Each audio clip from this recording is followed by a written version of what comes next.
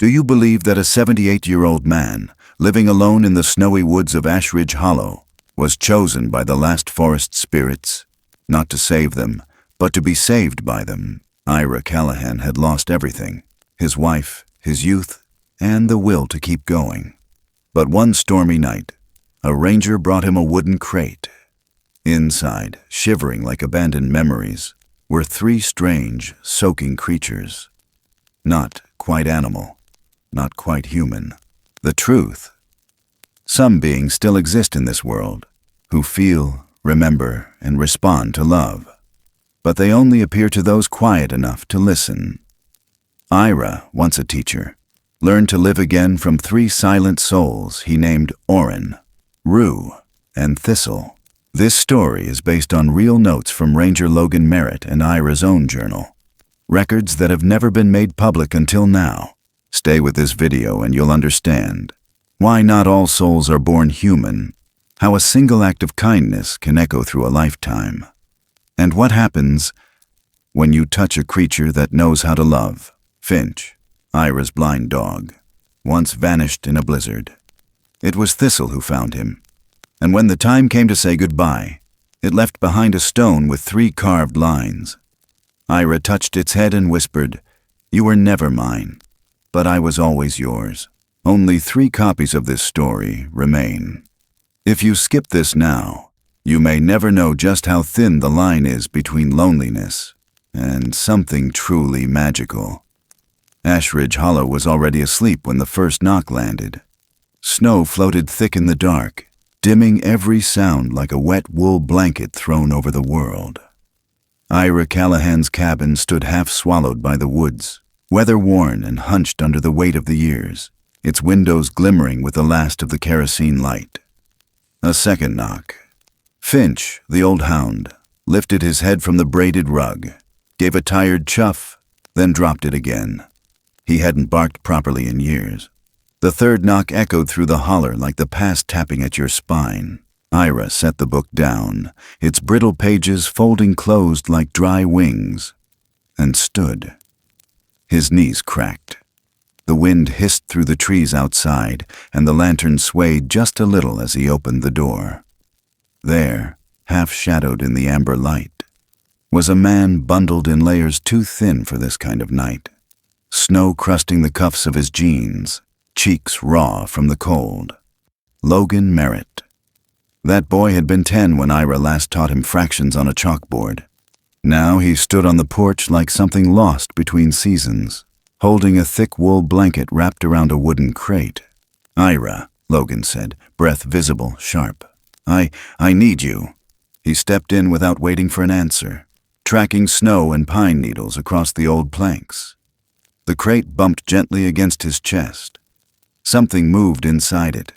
Slow, deliberate, quiet. Finch sat up straighter, ears flicking.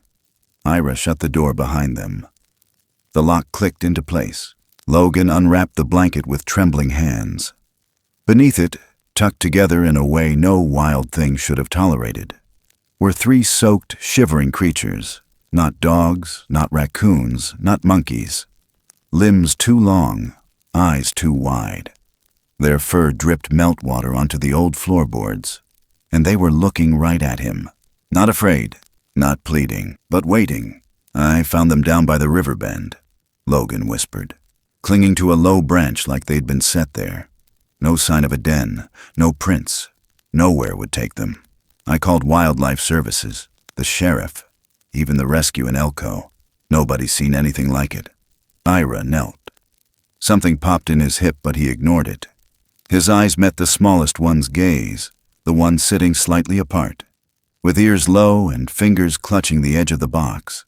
That gaze didn't belong to a beast. It was old, watchful. He stood with effort, moved toward the back room. Logan followed, cradling the crate like something holy. They settled them in the wood shed, where the air was dry and the stovepipe bled some warmth through the wall. Ira laid down heavy wool blankets, brought out his last jar of lard for energy, a bowl of warm water. He said nothing for a while. Then Logan, quiet, almost ashamed, said, If anyone ever knew how to help something small survive a storm, it was you." Outside, the wind shifted again. The firelight flickered against the sodden fir, highlighting every inch of moss, mud, and broken leaf clinging to their forms. The room smelled of damp forest floor, richer, older than the timber around them. Ira rested his hand against the doorway, long after Logan had left, and watched them settle into the blanket. None of them made a sound. He could still feel their eyes on him long after he blew out the lantern. By morning, the storm had passed, but the clouds hung low like the earth was still deciding whether to exhale. Ira boiled tea over the stove while Finch paced the cabin with the stiff restlessness of old dogs sensing change. The kettle hissed. He looked out the frost-ringed window. The shed was still standing, silent under the snow. It was around noon when he bundled himself in 2 coats and trudged out back. The 3 were still there, pressed against one another, eyes following him. Not one of them tried to bolt. Not one showed teeth. They just stared, like they already knew him. He found some leftover fence posts in the shed and an old tarp behind the chicken coop. His hands weren't what they used to be, but the muscle memory remained. He sawed and hammered, each strike echoing across the frozen holler like something ceremonial. Finch lay watching nearby, muzzle between paws. That night, Ira sat by the stove with a notebook Marion had bought for him the year before she died. It had been blank for decades. He opened to the first page. Day 1. First creature, dark eyes. Not like obsidian, like thawing snow, mournful, deep. Second, shakes like a leaf every time I speak. Third, watching me, as if they've already seen too many endings. He paused. The fire cracked, then wrote. They waited at the door, not as strays, but as something remembering who we used to be. The next morning, the sun came in low and golden, melting the icicles in soft rivulets. Ira poured himself tea and sat on the front steps. Finch rested beside him, head warm against his leg. The 3 stood in the half-light of the woodshed, fur drying in tendrils of mist. As a gust blew through the hollow, lifting the edge of the tarp, all 3 turned toward him in unison. He spoke softly. "You'll be Orrin," he said to the largest, whose shoulders bore the weight of something unspoken. "That was my brother's name." He held the roof when the storm came. He nodded to the one still curled tight. "You'll be Rue. There's a scent in the desert air after Marion passed. Sweet, powdery, it smelled like you." Then, to the smallest one, still watching with eyes too old for the body they inhabited. "And you'll be Thistle, because the damn things shouldn't survive here. But they do." None of them moved. But something in the air shifted, like a silent vow passed between them. As the light crept across the cabin's porch, it caught the edges of their fur. Shimmering, not golden, not silver, but the exact shade of ash that lingers after a fire's gone cold. Ira leaned back, closed his eyes for a second too long, and whispered to no one in particular. "Well, let's see what this winter has planned." And somewhere deep in the trees, unseen by anyone, the forest held its breath. The kind of silence that doesn't come from absence, but from something listening. The storm had settled into the earth like a long sigh. For days, everything was quiet in Ashridge Hollow. The kind of quiet that lives between tree trunks and seeps under doors. Ira moved slower than usual that morning. His legs were stiff from the cold, and his breath came out in soft clouds as he stepped onto the back porch, squinting toward the woodshed where Orrin, Rue, and Thistle had begun to stir under the slanted light of winter. The snow hadn't melted much. It packed into crevices, hung off pine boughs, coated the fence rails he'd barely managed to finish yesterday. His hands ached, raw and red from hours spent smoothing pine logs with a dull blade and hammering them into place with the resolve of a man who had nothing better to do with his last years than build shelter for the unknown. The enclosure wasn't fancy, just honest work. A few nailed beams for support, pine poles stripped of bark, and an old tarp stretched like tired skin overhead. Every movement had cost him a breath. Every knot tied with trembling fingers had pulled memories he hadn't asked for. Finch had sat nearby the whole time, watching as if something old in him remembered this rhythm, this stubborn, pointless caring. Now the dog sat again on the porch, chin rested on his paws, ears twitching when the creatures inside rustled straw. Ira didn't say much. He didn't need to. He just stood there for a while, holding a mug of tea that had long gone cold, looking at them the way a man looks at a locked drawer he knows he'll open eventually.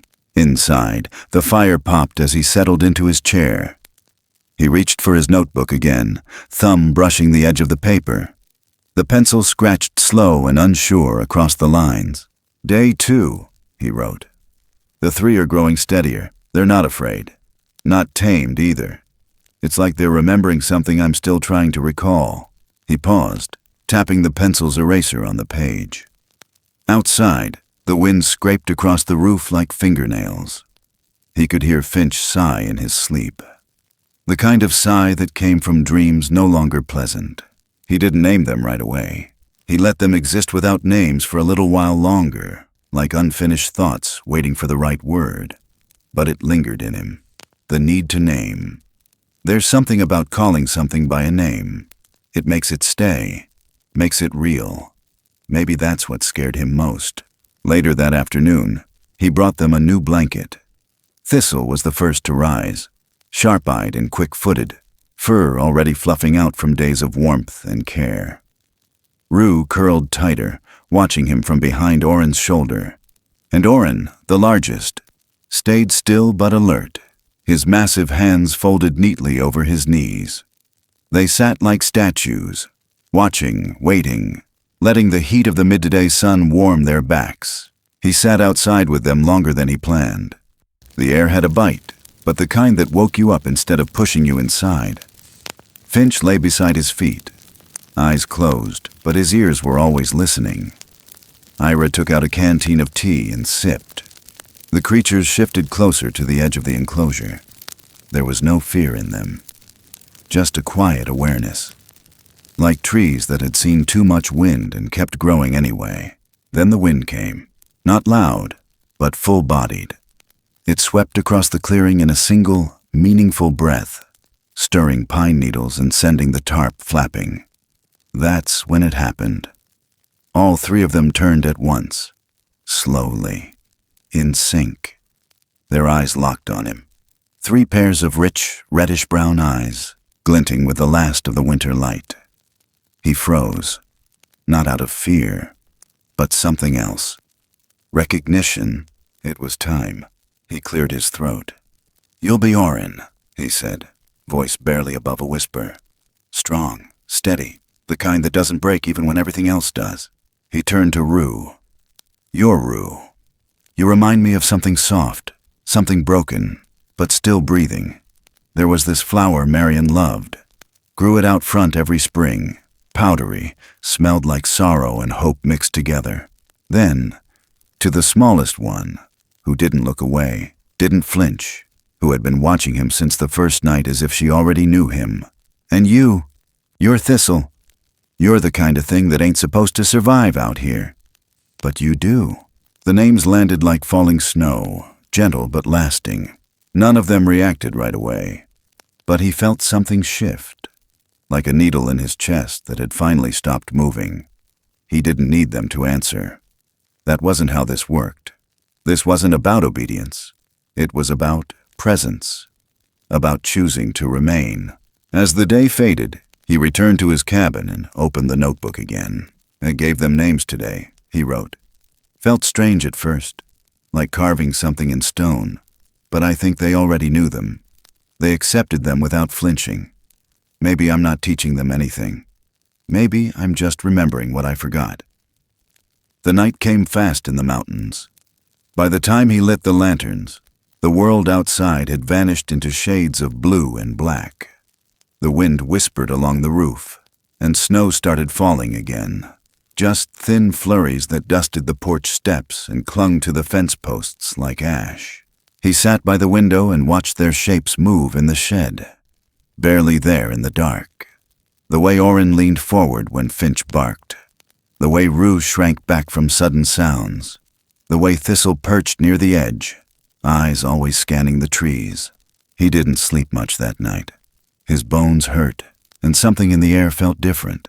Not wrong, just heavier, like a page turning, like a story beginning again. By morning, the sun pierced through the low clouds and lit up the clearing with a pale, honeyed glow.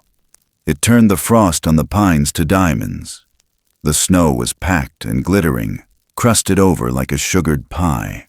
Ira stepped outside with a tin of oats and a jug of goat milk. His hand still trembled, but less than before. The three of them were already awake, stretching, blinking into the light. For the first time, Thistle walked forward. Not all the way, just a step. Her fur shimmered in the sun, threads of gray and gold woven like smoke and fire.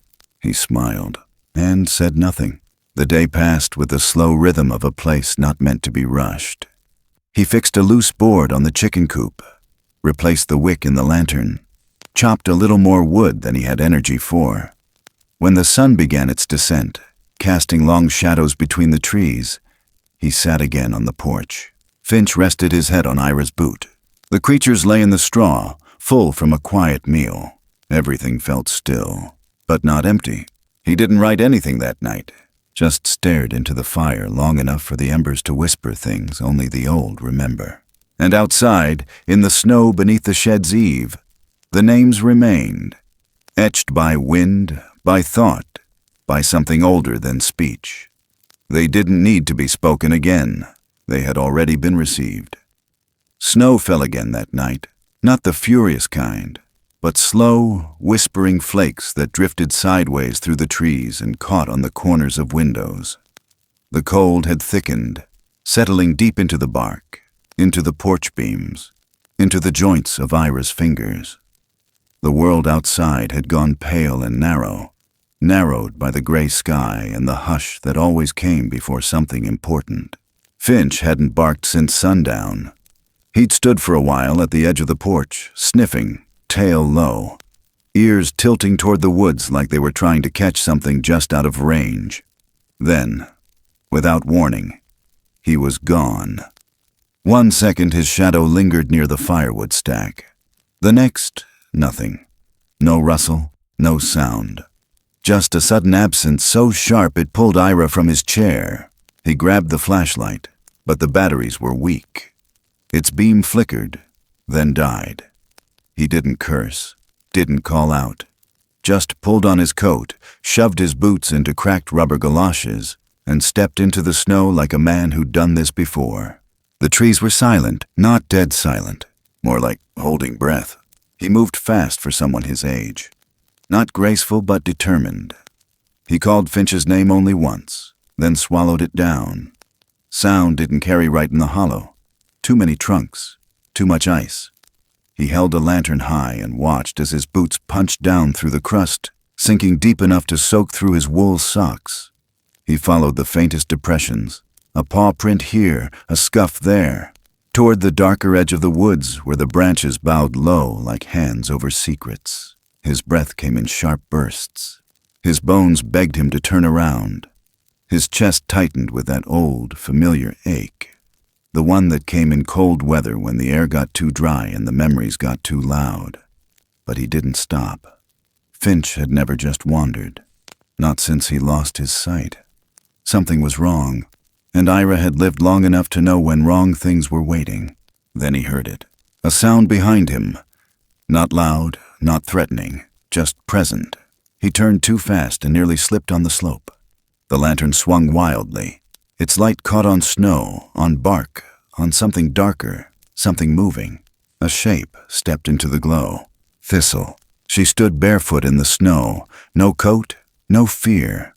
Her fur was damp, clinging to her small frame like vines.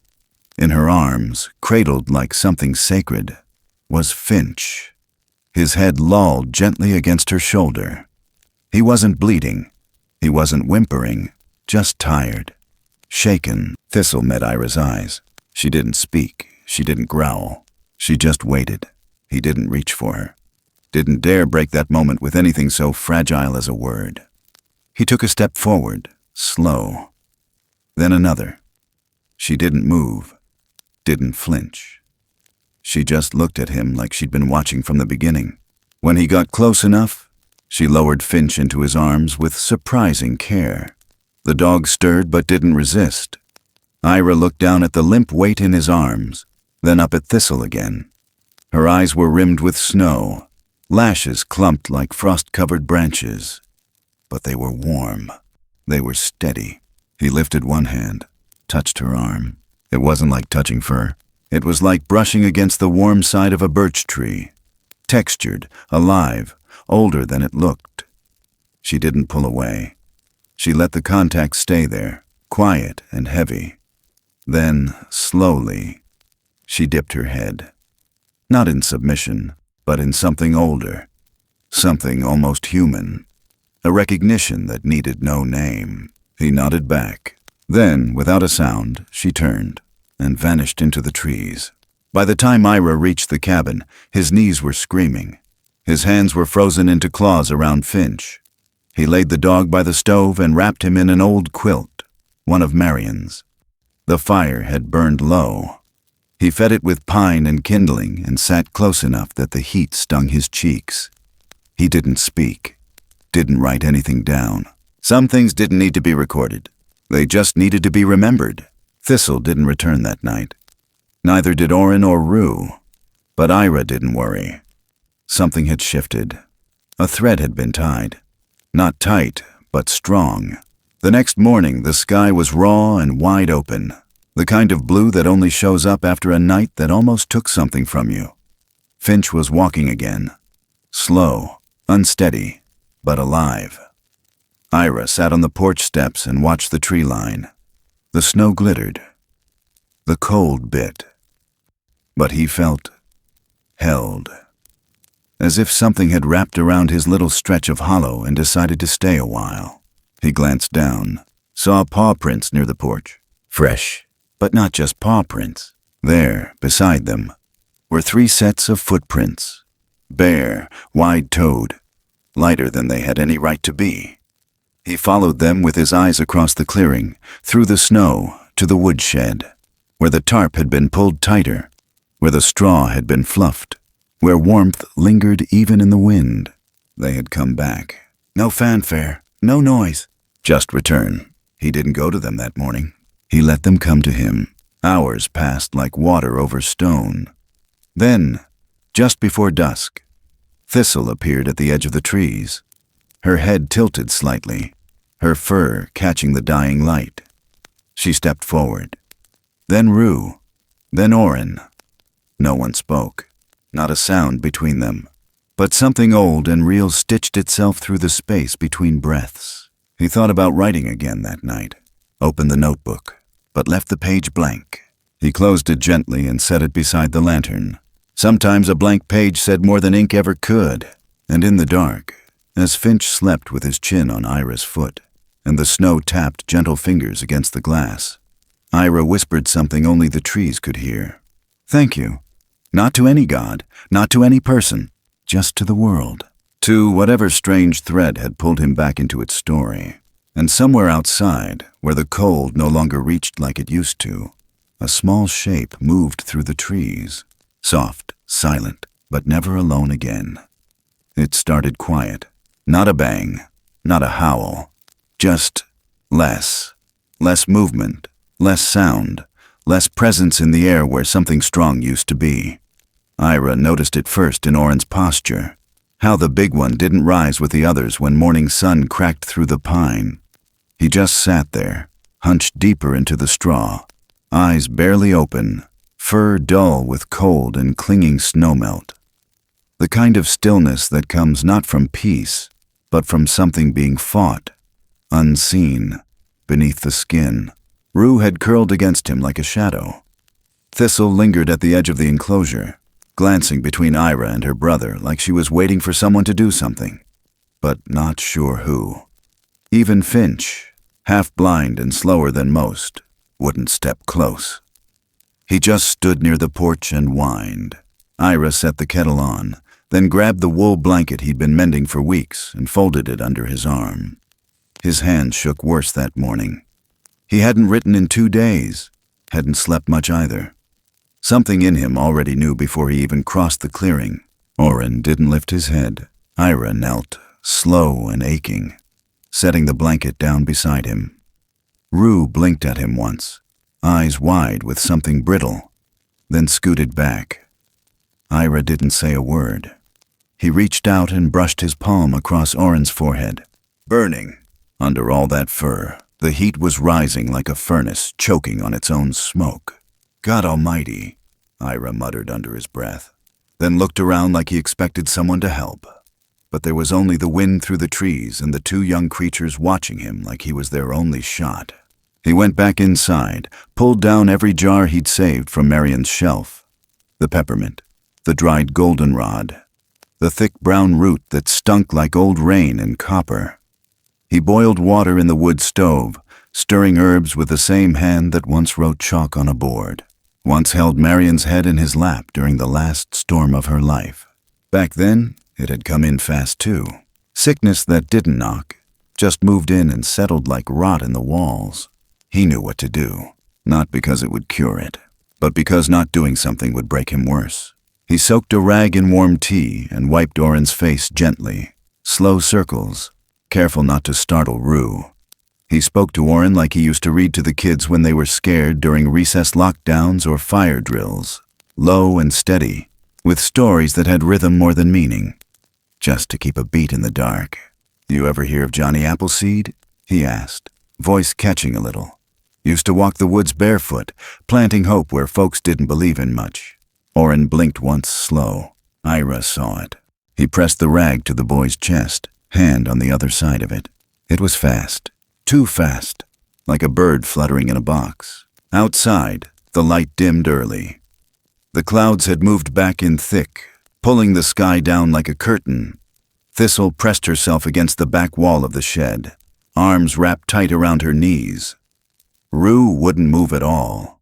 Finch sat by the door, refusing to come in, ears pinned, trembling like he'd already seen the end. Ira stayed with Orrin all night. He didn't go inside, didn't eat, didn't check the clock.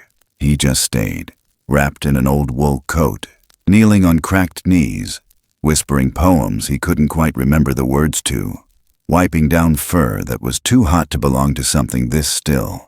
At one point he thought he heard Marian's voice. Maybe it was the wind. Maybe it was the fever getting to him too. Or maybe there are things that sit just on the edge of sound when the line between life and death gets thin enough. It wasn't until just before dawn, when the wind died and the sky took on that ghost pink color like it couldn't decide whether to rise or fall, that Orrin moved again. Not much, just enough to take a breath that sounded more like a sigh, more like something falling back into its body after floating too far away. Ira froze, watched. Orrin opened one eye. No growl, no grunt, just a tiny shift, like recognition. He reached forward, barely, and pressed his forehead against Ira's shoulder. The touch was soft, final, not goodbye, just something spoken without language. Ira let his hand rest on the boy's back, fingers sinking into matted fur. "You stay with me," he whispered. "You stay." Behind him, Rue let out a sound so small it might have been a sob. Thistle crept forward on all fours and curled around them both like a ribbon of fog. The 3 of them stayed like that until the light turned silver and cold and the birds began to sing again. When Ira finally stood, his back screamed, his legs barely held. But his eyes were bright, wet but bright. He looked up at the beams above the shed and watched as snow began to drip, one slow drop at a time, onto the straw. Melt. It was warmer. A little. He limped back to the cabin, not speaking. Boiled fresh water, fed Finch. Then opened his notebook and wrote, "Orrin almost left today, but he didn't. Maybe it was the tea. Maybe the heat. Maybe it was Rue keeping watch and Thistle ready to fight off death itself. Maybe it was just that sometimes, when all is quiet and there's not one reason left to hold on, a hand finds yours and keeps you from going." He didn't roar, didn't move, just leaned his head against mine and said everything he had left to say without a single word. He stopped there, closed the book, watched the fire, and whispered a name he hadn't said in years. Not Marion's, but his own. Soft, like trying it on for the first time in decades. Like remembering you still exist. The wind had been wrong all morning. It didn't rattle the eaves like usual. Didn't hum across the ridgeline or roll through the trees in that slow, ancient breath. No, this wind whistled too thin, like it came through a crack in the world. Like it had been listening, and now it was ready to speak. Ira felt it in his chest before he heard anything. A tightness just under the ribs. Not pain, not quite, but a pressure that made him set the kettle down without pouring, made him turn toward the window and stare at nothing. Even Finch, sleeping by the stove, let out a long exhale and lifted his head with a kind of old worry in his bones. The cabin was still, too still. Out in the woodshed, Orrin sat taller than he had in days, eyes locked on the tree line like something was already standing there. Rue clung to the shadows. Thistle didn't sit at all. She paced, quick, sharp, as if she were tracking something only she could feel, and then they stopped. All three of them, still as stone. That's when it happened. A sound, not like thunder, but deep enough to wake the ground. Not a roar, not a howl. A vibration, like someone had struck a massive drum in the earth's belly and let it ring out through the roots. The snow on the porch rail shifted. The old lantern swayed gently on its hook. Finch whimpered and backed against Ira's legs. The creatures rose together, not rushed, not afraid, like they'd been summoned. Thistle was first. She darted into the trees before Ira could call out, her fur flashing like shadow in the white. Rue hesitated, turned to Orrin, then followed. Orrin stepped last, slow, heavy, like a bell moving on legs, and then they were gone. The clearing went quiet again, but not empty. Something had changed. The absence of them echoed louder than their presence ever had. Ira stood on the porch, hand gripping the door frame. He didn't move, couldn't. Something in him knew this wasn't a wandering. It was a calling, not from him, from them, something older, bigger. He looked at the sky. It was still gray, but the clouds were shifting fast, like being pulled from underneath. Not a storm. A clearing. They were gone all day. No paw prints, no sounds, just the trees holding on to whatever secret had pulled them away. Ira tried to stay busy. Chopped wood, fed Finch, made tea he didn't drink. Every so often he'd step onto the porch and scan the trees, lips parted like he meant to say something, but never did. It wasn't until nightfall that the change really set in, not in the sky, in the silence. Too deep now, like the forest was holding its breath. He left the porch light on, a single bulb powered by the sputtering generator out back. It barely lit 10 feet past the railing, but it made the shadows look honest. And then, just before midnight, the sound came back, but different. This time it was smaller, closer. Footsteps, not stomping, bare, careful. Measured like snow itself was making room for what followed. Ira stood. Finch didn't bark, just stared at the door. And then they returned. Rue first, head low, eyes huge with something more than fear. She was shaking, wet with melt, her shoulders heaving like she'd run for miles without stopping. Then Thistle, behind her, moving faster, limping slightly, but eyes fierce. Orrin stepped into view last, and they weren't alone. Behind them came figures, tall, broader than any man, covered in thick fur that shimmered in the lantern's pale arc. Eyes that didn't glow but reflected like river glass. And they didn't step like strangers. They moved like returning family. Slow, silent, certain. 3 in total. No more, no less. One of them wore something around its neck. A strand of woven vine, strung with something small. A tag, metal, weathered, bent. Ira's breath caught. It was his. One of Marion's old key tags. He'd buried it with a blanket years ago under the cedar near the back slope. He hadn't touched that tree since. Now it was here, hanging against the chest of something not human, but not foreign. The tallest of the three stepped closer. Not aggressive, not invasive, but with a weight of memory. Rue knelt. So did Thistle. Orrin stood but bowed his head. Ira didn't know when he started crying. He didn't feel it at first. Just a warm trail down the cheek. Then another. Then all of them. Not sobs, just water, leaking out of a place that had been closed for too damn long. The figures didn't stay. They didn't speak. They didn't need to. One of them stepped forward and placed something at Ira's feet. A pine branch, still green, fresh, and 3 smooth stones, round and cold from snow. Then, as quickly as they'd come, they vanished, not into the dark, into the trees, into memory, into something deeper than sight. Ira didn't sleep that night. He sat on the porch, held the pine branch in one hand, the stones in the other. Finch curled up at his feet.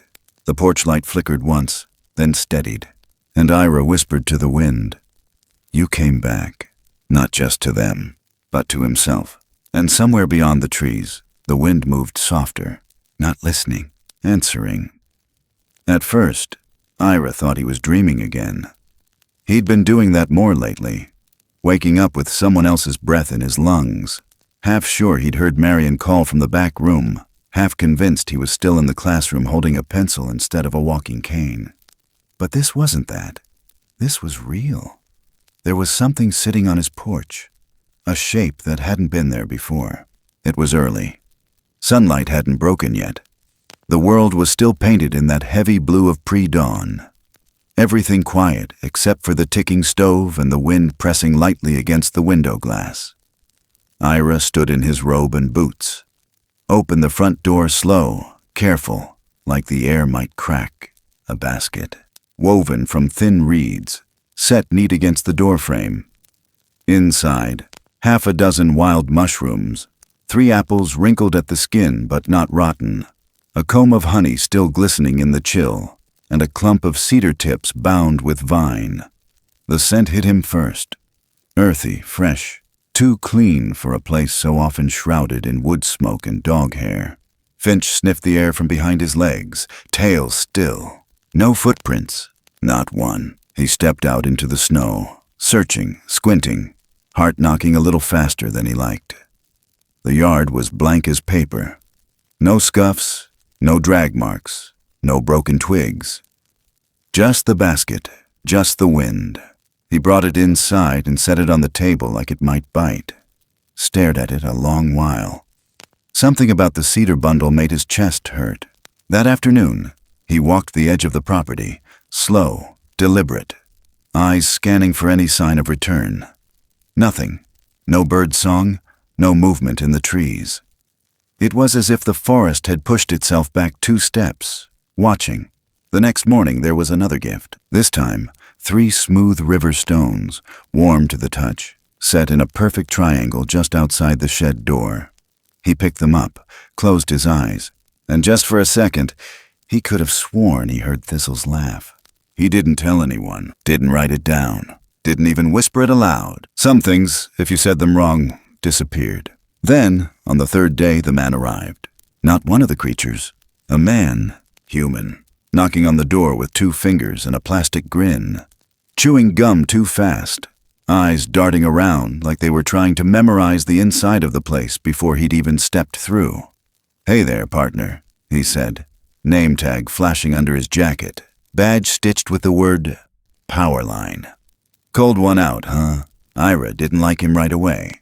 He was too clean, too eager, too loud in a world that had learned to whisper. "Just doing some line checks," the man continued. Voice flat, like he was reading off a cue card. "We got a complaint from the station. High drain in this quadrant. Might be a short, might be some illegal draw. Mind if I take a quick look at your back feed?" Ira didn't answer, just nodded once slow. The man stepped past him, boots crunching on the old porch slats. Finch growled, a deep, gravelly thing from the pit of his chest. Something primal, like a string being pulled in his belly. The man laughed. "Cute mutt." Ira said nothing, watched every move. He noticed it right away. The way the stranger looked too long at the shed, lingered near the generator box, thumb grazing the back of his belt where no tools hung. After 15 minutes, he left. No goodbye, just a wave that never quite reached his eyes.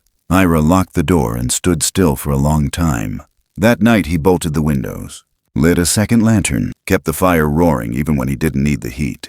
And around midnight, when the wind had picked up just enough to make the trees speak, the sound came again. Footsteps, but not soft, not like Rue, not like Thistle. Heavy, booted, multiple. 2 men, maybe 3, moving through snow like they didn't care who heard.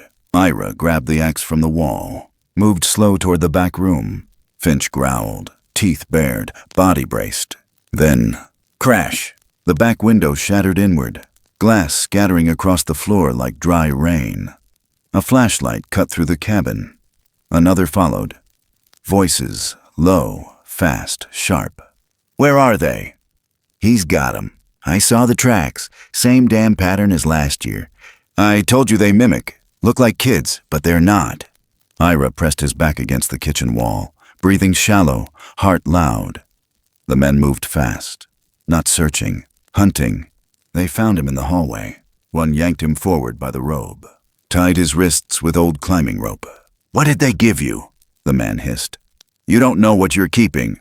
Ira didn't answer, didn't scream, just stared at the face behind the light, and that was enough. The man struck him across the jaw, hard. Splinters of light burst behind his eyes. His knees buckled. They dragged him outside. The cold hit first, then the hill. He fell hard, rolled once, then again, body crashing against the slope until his head slammed into a rock, half buried under the snow. Silence, thick, the kind you don't come back from. Blood warmed the snow beneath him, spreading slow in a spiral. Finch's howl cracked through the trees like a siren, but Ira didn't move. The cabin lights flickered behind the tree line, then snapped out. Snow kept falling, thicker now, not gentle like before, but heavy, wet, muffling everything under its weight. It blanketed the forest floor so fast, it erased the world as it landed, covering Ira's blood, the prints of his boots, the drag marks left by those who'd taken him down like trash. The wind had quieted. The cold had settled deep. And somewhere just beneath the crust of it all, Ira lay twisted at the base of the hill, head cracked against stone, skin graying beneath the red. He didn't move, didn't groan, not even a shiver. Finch sat pressed to his chest, whining softly, paws twitching in the snow, like he was trying to make himself smaller, trying to keep the warmth in, trying not to let go. Up at the cabin, a door slammed. Voices. Quick, panicked. Nothing in the shed. He had 'em. They were here. "They'll come back." "Shut up and keep looking." They moved through the trees like men used to chasing things that bleed. But they weren't prepared for what found them. It started with the silence. A thick, unnatural stillness that sucked up the sound of their boots, made the pine needles stop rustling, made their breath feel too loud in their own ears. One of them paused near the porch, hand on his hip, gun half drawn. That's when the growl started. Low, wide, not from above, not from the trees, but from beneath, like the ground itself had cracked open. A branch cracked, then another. The man turned. Orrin stepped from the white like he'd been carved from it. Not limping anymore, not slow. He was taller now, more upright, massive shoulders rippling with each step, fur darker, thicker, glowing faint red under the cabin light. His breath steamed from flared nostrils, and his eyes, those eyes weren't human anymore. They weren't kind. They remembered. The first man raised his weapon. Too late. Rue struck from the side with a speed no one expected, small frame hurling itself like a storm of claws and shrieks, knocking him into the porch rail so hard it cracked. The gun fell, screamed once, then nothing. The second man turned to run. Thistle dropped from the roof. She landed silent, sharp. Her hand shot forward, claws slicing across his face in a single, perfect arc. Blood hit the snow in wide fans. He screamed, stumbled back, fell hard on his side. He started to crawl, made it 3 feet before Rue pinned him. Thistle didn't growl, didn't snarl. She just stood above him and stared. The third man stepped from the cabin, rifle raised, already yelling, but the sound died in his throat. Orrin was there, breathing heavy. He didn't move fast. He didn't need to. The man's legs gave out before the beast even reached him. The rifle clattered to the porch, sliding across the boards and falling into the snow. Orrin leaned in. Close! So close the man could feel the breath on his cheek. But he didn't strike. He just stared. Then turned away, back down the hill. Toward Ira, the others followed. Finch had stopped moving. The dog's body was stiff with cold. Ira's chest was shallow, barely lifting. Blood had frozen at his temple, streaking his face like war paint. His hands were blue. His breath was almost gone. Orrin knelt first, placed one massive hand behind Ira's back, the other under his legs. He lifted the old man like a bundle of dried twigs. Not rushed, not clumsy, like something sacred. Rue walked beside him, eyes darting to every shadow. Thistle kept behind, claws still red, breath steady, never turning her back to the trees. The snow kept falling, harder now, covering their tracks even as they made them. By the time they reached the porch, the other men were gone, fled into the dark. No sign of them but the blood they left behind. Orrin pushed the cabin door open with one foot, careful not to jostle the man in his arms. He stepped into the warmth like he belonged there. He did. He walked straight to the fire, laid Ira down on the rug. Rue covered him with every blanket she could reach. Thistle built the fire higher. The storm kept raging outside, but inside, it was quiet again, just crackling wood, just steady breaths, just waiting. Orrin knelt beside Ira and rested his head gently against the old man's chest. No words, just silence, just memory, just something deep. Ira stirred once. Then again, his mouth moved. No sound came, but his fingers curled faintly around Orrin's fur. Thistle crouched low. Rue pressed her forehead to the floor. The moment stretched wide, then shrank again, tucked inside the orange firelight, sealed behind the old cabin walls. Outside, the snow finally began to slow. Only then did they let themselves breathe. The snow melted slow that year. By the time the drifts began to shrink from the porch railings and drip down the gutters in tired little streams, the bruises on Ira's ribs had gone yellow at the edges. His head still pulsed on cold mornings, a dull drumbeat behind the eye, but he was moving again. Barely, stiffly, but upright. Finch trailed behind him with a limp now, tail swaying low, ears flicking at every twig snap like he remembered what they'd both survived. The men never came back. There were rumors in town. Truck found off the side of Route 227, blood in the snow, no prints, no explanation. One man had been airlifted out of wells in the middle of the night, face shredded so bad they thought it was a cougar. The others just vanished, but Ira never spoke a word. Not to Logan, not to the sheriff, not even to the wind. Some things, once spoken aloud, stopped being sacred. And this, what he had seen, what he had felt as Orrin carried him through the dark, this was sacred. He waited until the ground thawed fully, until the crows stopped circling the ridge and the pine needles pushed through the crust like fingers stretching after a long sleep. Then one morning, without ceremony, he brought out the shovel. It took him all day. 3 markers, no more than waist high, cut from the same cedar that grew in the back grove. He carved the names slow, the way he used to guide a child's hand across lined paper. His thumb bled where the blade slipped, but he didn't stop. Orrin, Rue, Thistle. He didn't know if they would ever see them, didn't know if they'd even come back. But he needed them there, not just in memory, in wood, in earth, in a place the wind couldn't erase. He cleared the old enclosure, pulled out the rotted straw, drove fence posts into the thawed soil, not to keep anything in, but to mark where something beautiful had once chosen to stay, where something wild had trusted something old, where something lost had dared to return.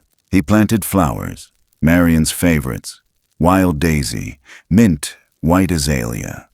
Even though the soil was rocky and unforgiving, He worked each root into place with his bare hands, whispering nonsense to the stems, stories from his old classroom, jokes the kids used to tell. Finch watched from the porch, eyes slow blinking, the way dogs do when they understand more than we think. And then came the first winter anniversary. He didn't mark it with a calendar. Didn't need to. His bones remembered. His breath came shorter that day. The sky hung low. Clouds rolled like wool blankets across the hills. And on the porch, just past sunrise, sat the offering. Fresh, undisturbed. A honeycomb, 2 small pine branches, and 3 smooth stones. Again, not a print in the snow, not a twig out of place. Ira stood in the doorway with his hand wrapped tight around the frame, heart beating like it did the day they first appeared. Finch whined softly, tail tapping once, twice. He didn't call out. He didn't search the woods. He simply picked up the gift, brought it inside, and sat with it by the fire. Every year after that, the offering returned. Same day, same arrangement, sometimes a small twist, moss instead of honey, a carved feather instead of stones, but always 3. 3 pieces, 3 presences, 3 names whispered into the garden by the breeze. He never saw them again, not truly. A shadow at the tree line, maybe. A flash of dark fur in the mist. Once, a hollow knock on the shed wall in the middle of the night that Finch didn't bark at. But that was it, and that was enough. He didn't need to see them. He knew they were watching. Not guarding, not haunting, just remembering, same as he did. By his 3rd spring after the attack, Ira moved slower. His hands didn't grip the spade as tight. His knees gave out more often on the stairs. But the garden was still there, blooming, spilling color over the fence in ways Marion would have scolded him for. He added a bench. Nothing fancy, just an old pine slab, sanded smooth, placed it near the 3 markers, under the soft lean of the cedar tree. That's where he'd sit most days. Tea in one hand, book in the other, even when he didn't have the strength to read anymore. Sometimes he'd speak aloud, not to anyone, just into the air. Stories from the old days, names of students he remembered, poems half recalled. He didn't expect an answer. That was never the point. He was just keeping the thread warm. And then one day, late in the season, he sat with the book in his lap and never opened it. The wind was soft. The light was gold. The trees stood still. Finch lay beside the bench, head resting on Ira's boot. The pages didn't rustle. The birds didn't chirp. But something was there. A sound. Barely. Not a footstep. Not a breath. Just presence. From the edge of the woods, on the ridge where the sun hit last before vanishing, a shape stood. Tall. Still. Wrapped in shadow and memory. It didn't move. Didn't wave. Didn't step closer. It just stood there, watching. And when the light shifted, it turned. And was gone. Ira didn't follow with his eyes. Didn't need to. He just smiled, not wide, not with teeth, but soft, like something finishing, like something settling. Later that week, Logan came up to check on him. He found the garden blooming, the porch swept clean, the firewood stacked, and Ira sitting on the bench, book in hand, eyes closed, mouth parted in a breath that hadn't left yet. Finch rested beside him, still, at peace. Logan didn't cry, not right away. He just stood there, hat in his hand, listening, and for a moment, it felt like the hollow itself was holding him, holding them, and from somewhere in the trees, the faintest shift of branches. Not goodbye, just acknowledgement, as if the world had been set right, if only for a while. Sometimes, what stays with us the longest are the things that never had a name, the quiet gestures, the warmth of a presence that never needed words, the way silence can stretch across seasons and still carry meaning. This story was never just about survival or mystery or even the boundary between what is known and what is believed. It was about recognition, the deep, bone-level kind. The kind that says, I see you, I know you, you belong. There are lives that pass through this world loud and fast, full of noise and need. But then, there are those that walk slower, softer, leaving no footprints, yet changing everything. They teach us that compassion doesn't require understanding. that protection doesn't demand proof, and that the most sacred connections often happen in the shadows, where eyes meet without fear, where hands tremble but still reach, and where memory grows not from what was said, but from what was shared. In a world that often feels too loud, too cruel, too rushed to notice the small things, stories like this remind us to slow down, to listen, to kneel in the snow if we must, to tend to the fragile, even when it makes no sense. Because maybe healing isn't always about fixing what's broken. Maybe it's about holding space for something wild to become whole again. Or maybe it's about letting love return in unexpected forms, quiet, unassuming, and unrelenting. And if you've made it this far, if something in this story echoed inside you, thank you. Truly. These stories are stitched together by those who carry them. If you felt something, if you were moved, I'd be honored if you shared your thoughts in the comments. Every voice matters here. Don't forget to follow, subscribe, and stay close. There's more to come. Always more to feel, more to discover, more to remember. Because some stories aren't really over. They just wait in the trees, and they come back when you're ready to listen.